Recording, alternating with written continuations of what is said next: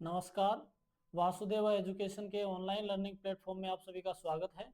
तो आज की वीडियो में अपन बात कर रहे हैं द्वितीय कोटि के रैखिक अवकल समीकरण का जो स्वतंत्र चर है उसमें परिवर्तन किस तरीके से करें। जैसे कोई द्वितीय कोटि का रैखिक अवकल समीकरण दे रखा है, उस द्वितीय कोटि के रैखिक अवकल समीकरण में अगर पहले स्वतंत्र चर x था तो अब उस स्वतंत्र चर x को दूसरे स्वतंत्र चर z में किस तरीके से परिवर्तित करें। इसके लिए एक एग्जाम्पल की सहायता से देखते हैं। तो एग्जाम्पल है cos square X D two Y upon D x square plus sine X D Y upon D X minus 2 cos square X Y बराबर 2 cos की पावर 5x। इस रूप का एक समीकरण दे रखा है। क्या ये द्वितीय कोटि का रैखिक अवकल समीकरण है? अगर नहीं है तो बना लेंगे। उसके लिए D two Y upon D x square का गुणांक 1 होना चाहिए। इसके लिए कंप्लीट समीकरण को कोस एक्स से भाग किया। कोस एक्स से भाग करते हैं तो डी टू वाई अपॉन में D x square plus sine X बटा कोस एक्स, उसको कह देंगे tan X D Y upon D X minus cos की पावर 3x बटा कोस एक्स, तो एक पावर कट जाएगी 2 कोस स्क्वायर वाई बराबर में 2 कोस की पावर 5x बटा कोस एक्स, तो कोस की पावर 4x। इस रूप में ये समीकरण आ गया जो कि द्वितीय कोटि का रैखिक अवकल समीकरण है। ये एक द्वितीय कोटि का रैखिक अवकल समीकरण है। अब इसके स्वतंत्र चर को बदलना है, मतलब x यहां स्वतंत्र चर है, इसके स्वतंत्र चर को z में परिवर्तित करना है। स्वतंत्र चर x को परिवर्तित करने पर, जैसे ही स्वतंत्र चर x को परिवर्तित करेंगे उस स्थिति में एक नया समीकरण बनेगा। वो नया समीकरण है डी टू वाई अपॉन में D Z square plus P1 D Y upon D Z plus Q1 Y बराबर में इस रूप का समीकरण बनेगा जहां P1 जो है, तो है डी टू जेड अपॉन में D x square plus D Z D x बटा डी जेड अपॉन में डी एक्स बटा डी जेड अपॉन में डी एक्स का होल स्क्वायर। ये मान तो P1 का है और जो Q1 है वो Q1 का मान Q बटा डी जेड अपॉन में डी एक्स का होल स्क्वायर और R1 का मान R बटा डी जेड अपॉन में डी एक्स का होल स्क्वायर। इस रूप में ये अपने पास में मान आ गया कि अगर द्वितीय कोटि के रैखिक अवकल समीकरण को स्वतंत्र चर बदलना है, इस द्वितीय कोटि के रैखिक अवकल समीकरण का अपने को स्वतंत्र चर बदलना है, तो एक समीकरण प्राप्त होगा इस रूप का। इसमें P1 का मान ये है, Q1 का मान ये है और R1 का मान ये है। तो P1 Q1 और R1 का मान समीकरण से देख ले। अब इसमें Z का मान किस तरीके से निकाले, तो वो Z का मान निकालने के लिए क्या करते हैं, जो अपने पास में ये Q1 है, इस Q1 का चयन इस तरीके से करते हैं कि P1 का मान जो है वो या तो 0 हो जाए या अचर पद आ जाए।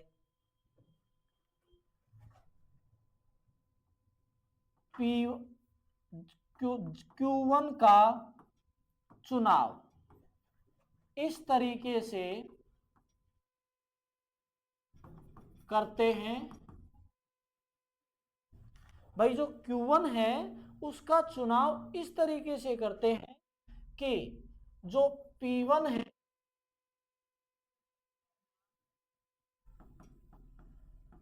या तो शून्य हो जाए या अचर हो। अब Q1 का मान अपन चुनेंगे, उस Q1 के मान के आधार पर P1 का मान डिसाइड होगा। वो कैसे? जैसे अपने पास में इस समीकरण में तो समीकरण नंबर 1 दे देते हैं। तो समीकरण 1 में पी का मान, भाई ये द्वितीय अवकल समीकरण है तो द्वितीय कोटि का रेखिक अवकल समीकरण इस रूप का होता है, dy upon dx plus Q Y बराबर में आर रूप का। तो इस समीकरण की और इसकी तुलना करते हैं तो p का मान अपने पास में आता है 10x, q का मान आता है -2 कोस स्क्वायर x और है कोस की पावर 4x। p q और r का मान आ गया, भाई p का मान 10x आ गया, q का मान 2 कोस स्क्वायर x आ गया और r का मान 2 कोस की पावर 4x आ गया। अब अपने को निकालना है p1 का मान, तो q1 का चुनाव इस तरीके से करते हैं कि या तो p1 का मान 0 हो जाए या फिर अचर आ जाए। इसके लिए अब q1 ले रहे हैं, अब q1 को देखें q के मान की तरफ, अगर यहां q1 का मान अपन माइनस q बराबर में -2 कोस स्क्वायर x, इस पद के साथ में जो भी अचर पद है, जो भी अचर पद अपने पास में आए उस अचर पद को चिन्ह सहित ले लेंगे। अब उस अचर पद की शर्त यह है कि अगर वो अचर पद अंडर रूट उसका निकाले, अगर उस अचर पद का अंडर रूट आसानी से निकल जाए तब तो उस अचर पद को लेंगे नहीं, और अगर उसका अंडर रूट ना निकले तो अपन उस अचर पद को ले लेंगे। जैसे 2 है, 2 का अंडर रूट ले तो अंडर रूट 2 आता है, इस मान को अगर अंडर रूट 2 लेते हैं तो कैलकुलेशन में दिक्कत आती है, इसलिए इसका मान जो है Q1 का मान अपन ले लेते हैं -2। अदरवाइज अगर ये मान यहां 4 होता, अगर यहां 4 होता तो 4 का अंडर रूट 2 होता है, फिर यहां अपने को 4 को कोफिशिएंट मानने की जरूरत नहीं है, 4 को कोफिशिएंट मानने की जरूरत नहीं है। उस स्थिति में अपन केवल ये जो अपने पास में इसका चिन्ह जो है, उस 4 का जो चिन्ह है उसको साथ में ले लेंगे। अगर यहां अपने पास में इस 2 के जगह -4 होता तो अपन केवल -1 ले लेते Q1 के बराबर, क्योंकि 4 का जो अंडर रूट है वो अपने पास में 2 निकल जाता है। ऐसे ही अगर यहां 3 होता, अगर यहां -3 होता तो फिर Q1 का मान अपन -3 ले लेते, क्योंकि इसका अंडर रूट करते तो माइनस अंडर रूट आता है, और माइनस में मान आ गया चिन्ह का, जो अगर चिन्ह की भी बात अगर अपन कर ले तो यहाँ Q1 का मान -2 क्यों लिया, क्योंकि Q1 के मान से, Q1 का मान जैसे अपन ने अचर माना वहां से dz अपॉन dx का मान निकालोगे तो वो आएगा आयोटा के पदों में, अगर माइनस चिन्ह नहीं लेते हैं तो माइनस चिन्ह को, माइनस को प्लस बनाने के लिए, अर्थात आयोटा में मान ना आए इसलिए अपन ने यहाँ माइनस चिन्ह ले लिया है। और कोफिशिएंट जो लिया है 2 जो लिया है, इस 2 का अंडर रूट करते हैं तो अंडर रूट 2 आता है, इसलिए यहाँ अंडर रूट 2 को ले लिया है अपन ने। तो Q1 का मान जो -2 लिया अचर, अर्थात फॉर्मूला है अपने पास में ये है कि Q1 बराबर में Q बटा dz अपॉन dx का होल स्क्वायर। तो Q का मान है अपने पास में -2 कोस स्क्वायर x बटा dz अपॉन में dx का होल स्क्वायर। तो इस -2 से ये -2 कट गया, यहां एक बच गया dz अपॉन में dx का होल स्क्वायर बराबर में कोस स्क्वायर x, या dz अपॉन dx का मान निकालें तो इसका स्क्वायर है तो सामने वाली संख्या का अंडर रूट हो जाएगा, तो अंडर रूट हो जाएगा तो ये मान आ गया अपने पास में कोस x, dz अपॉन dx का मान आ गया। अगर यहां से अपन z का मान निकालना चाहें तो इसको लिख सकते हैं dz बराबर में कोस x इंटू dx, भाई dx को कोस x की तरफ भेज दिया, समाकलन करें तो z बराबर में कोस x का क्या अपने पास साइन x, तो z का मान तो ये निकल गया। ऐसे ही इस dz अपॉन dx से d2z अपॉन में dx स्क्वायर का मान निकालें तो cos x का मान हो गया माइनस साइन x, और x का x के सापेक्ष अवकलन हो गया 1। तो अब अपने पास में मान आ गए dz अपॉन dx के भी, d2z अपॉन dx स्क्वायर के भी, और z के मान भी आ गए। अब इन सारे मानों को उठाएं और P1 के फॉर्मूले में रख दें और R1 के फॉर्मूले में रख दें तो P1 और R1 का मान आ जाता है। Q1 का मान अपन ने मान लिया था, P1 और R1 का मान आ जाएगा, तो उस मान को उठा के, और जो समीकरण नंबर ये है समीकरण 2 कह देते हैं इसको, समीकरण 2 में मान रख देंगे।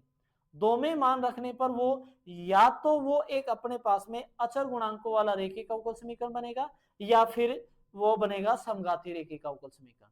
तो अचर लगभग जो जितने भी क्वेश्चन हैं उन सभी में उस अचर गुणांकों वाला रेखिक अवकल समीकरण बनता है। तो आइए ये मान रखते हैं, P1 बराबर जेड अपॉन में D x square plus p d z upon D x बटा d z upon D x का होल स्क्वायर। तो D two z upon D x square का जो मान है अपने पास, डी टू जेड अपॉन में डी एक्स स्क्वायर का मान माइनस साइन एक्स है, माइनस साइन एक्स, पी का जो मान है, पी का मान है टेन एक्स, पी का मान है टेन एक्स, और dz अपॉन dx का जो मान है वो है अपने पास में cos x, dz upon dx का मान cos x का होल स्क्वायर है, तो क्या cos स्क्वायर x। तो p बराबर minus sine x plus ten x को कह सकते हैं अपन साइन एक्स बटा cos x, गुणा में cos x है, cos x से cos x कट गया बटा cos स्क्वायर x, इससे ये मान कट गया। तो P1 का जो मान पास में आया, P1 बराबर में हो गया 0। ऐसे ही मान निकाले अपन Q1 का, तो Q1 बराबर, Q1 का मान तो है ही अपने पास में R1 बराबर में R बटा dz अपॉन dx। तो R का मान है, R का मान अपने पास में 2 cos की पावर 4 x है, 2 cos की पावर 4 x बटा dz अपॉन dx का होल स्क्वायर। तो dz upon dx cos x है, तो 2 पावर कम हो जाएंगी, यहां बच गया cos स्क्वायर x। R1 का मान भी आ गया। P1 Q1 और R1 का मान समीकरण नंबर 2 में रखें, तो d2 y अपॉन में dz प्लस P1 का मान तो 0 हो गया, प्लस Q1 का मान अपन ने लिया है -2, तो Q1 का मान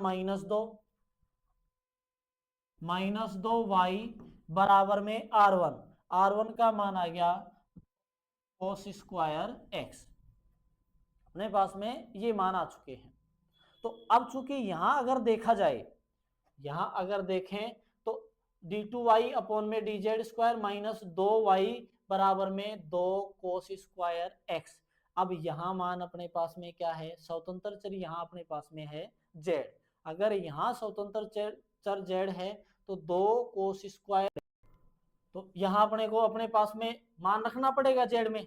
अब इतना अपने को पता है कि z बराबर में है z बराबर साइन x है, तो इस cos स्क्वायर को भी z में बदलना है, cos स्क्वायर x को भी z में परिवर्तित करना है। इसके लिए sine square x plus cos square होता है, तो cos x बराबर 1 minus sine square x z बराबर में क्या है, साइन x है, यहां रख देंगे cos स्क्वायर x बराबर 1 माइनस जेड स्क्वायर। तो यहां आ गया d2y अपॉन में dz स्क्वायर माइनस 2y बराबर में 1 माइनस जेड स्क्वायर। इस रूप का समीकरण अपने पास में आ गया, जो कि अचर गुणांकों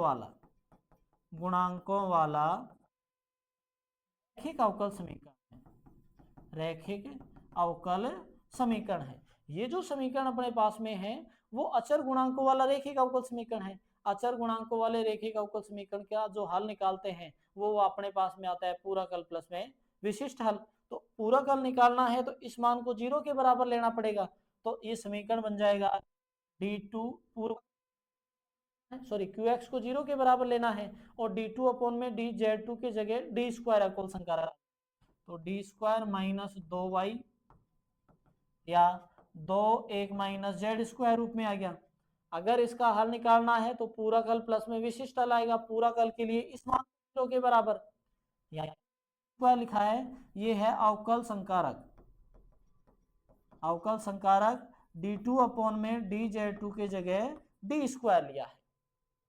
यहां मान अपन रखें तो ये आ गया, सहायक समीकरण निकालें तो सहायक समीकरण m स्क्वायर माइनस 2 बराबर में 0, m स्क्वायर माइनस 2 बराबर 0, m अंडर रूट 2। m का मान अपने आ गया +2।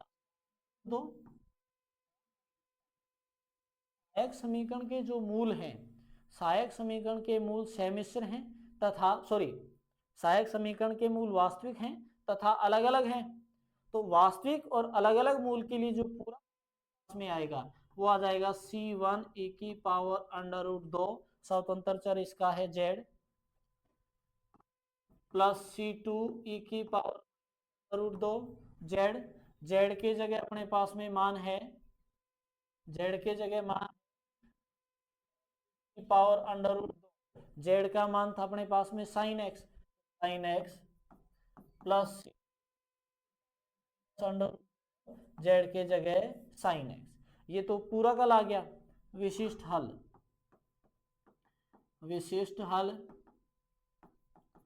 तो PS की अगर बात करी जाए तो 1/f(d) d² माइनस z²। अब ये जो मूल 1/d-अल्फा x की पावर m रूप का है विशिष्ट हल की स्थिति से, तो इसमें अल्फा कॉमन ले, तो अल्फा कॉमन ले तो 1/-2 कॉमन ले लिया तो -d²/2 प्लस 1 2 1, या फिर -1/2 इसको ऊपर लेके जाए -d²/2 की होल पावर -1, 2 से 2 ये भी कट जाएगा, 1 -z², ये बच गया। द्विपद प्रमेय से अगर इसका प्रसार करें तो ये अपने पास में आ जाता है -1 plus d²/2 plus d²/2 plus में द्विपद प्रमेय 1 प्लस x की पावर n, तो 1 plus nx plus n कोष्टक n-1/2 x², इस रूप में मान आता है। तो अब यहाँ n के जगह -1 है तो -1 यहाँ 2 हो जाएगा, अपने पास में ये मान तो आ जाएगा dx² तो d की पावर 4/4 प्लस इस रूप में 1 z², ये मान आ गया। अब 1 z² को अंदर गुणा करते हैं तो यहां अपन देखते हैं कि -1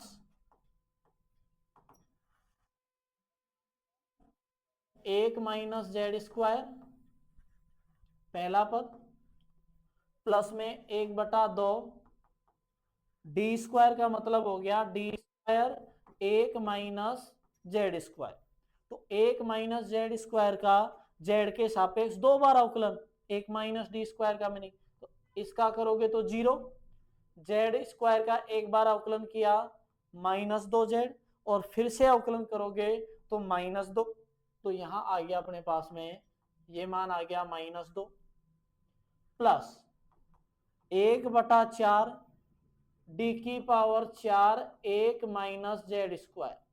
तो अगर d² का z के सापेक्ष 4 बार अवकलन करें तो 0, तो ये आगे वाले पद आ गए अपने पास में 0, अर्थात कैलकुलेट करके देखें तो इस माइनस से ये 2 से 2 कट गया, माइनस चिन्ह से अंदर गुणा करें तो z² -1 और एक ये हो गया -1, सॉरी माइनस, यहाँ -z है तो ये -z, ये माइनस प्लस, तो ये मान आ गया अपने पास में z²। अब z का मान अपने पास में है sin x, तो इसके जगह रखोगे तो ये आ जाएगा sin² x। तो इस अचर गुणांकों वाले रेखिक अवकल समीकरण का जो हल आया व्यापक हल y बराबर में विशिष्ट हल पूरक हल, तो पूरक हल है C1 e की power √3 sin x plus C2 e की पावर -√2 sin x प्लस में PS, तो PS का मान आया है sin² x। तो ये जो मान अपने पास में आया ये मान आ गया द्वितीय कोटि के रेखिक अवकल समीकरण का हल, जब स्वतंत्र चर को परिवर्तित करके करते हैं। तो आशा करता हूं आप सभी को ये वीडियो पसंद आएगा, तो वीडियो को लाइक करें, शेयर करें, चैनल को सब्सक्राइब करें और बेल आइकन जरूर प्रेस करें ताकि वीडियो से संबंधित महत्वपूर्ण अपडेट्स आप तक पहुंचती रहे। धन्यवाद।